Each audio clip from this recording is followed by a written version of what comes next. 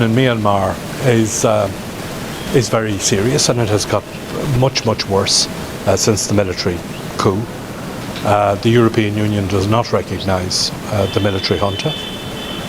We have imposed now 7 rounds of sanctions against the military regime and their supporters, including some of the economic entities in Myanmar. We will continue that pressure. We will continue to talk with the ASEAN countries and with other powerful countries about what can be done to bring about the necessary changes in Myanmar so that the Rohingya refugees can return safely and with dignity to their homes. That's the ultimate solution to the problem. It's a very difficult problem, but we will continue that work at every level. And in the meantime, we will continue to provide support for the refugees who are in Cox's Bazar, and we will provide support to the Bangladesh government and to the authorities to enable people to have some kind of a decent life. I think on the positive side, from what I saw today, I think one of the positives are the education facilities and the opportunities that are being provided for education. The overwhelming majority of the people who live in Cox's Bazar in the refugee camp are young people, and education is a value and is something that once it's provided can never be taken away. It's something that cannot be stolen, and I think the education of young people is something that I was very encouraged to see today, and it's something that I would hope would continue. Okay, thank you. I spent today visiting the Rohingya camp, and I've just now had a very good meeting with the Commissioner.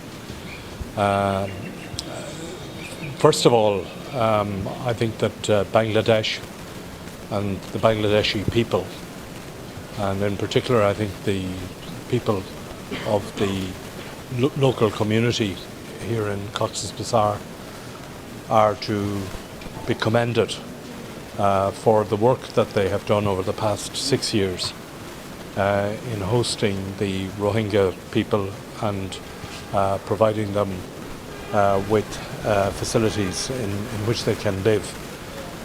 This is the world's largest refugee camp, and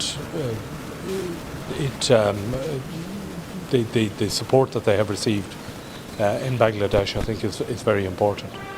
Over that 6 years, the European Union has continued to support Bangladesh in its work, and we have continued to provide financial and other support to the Rohingya people in the refugee camp, and that is something that we will continue to do. I was here 4 years ago. In the 4 years since, we have seen many crises, many new crises in the world. Afghanistan, wars that have taken place in Africa, and now, of course, Russia's war of aggression in Ukraine. And the message that I want to communicate is that despite these many crises, the European Union will continue its support for the Rohingya people, for their right to return to their homeland. We will continue our pressure on the Myanmar regime to allow that to happen and to improve the circumstances in Myanmar.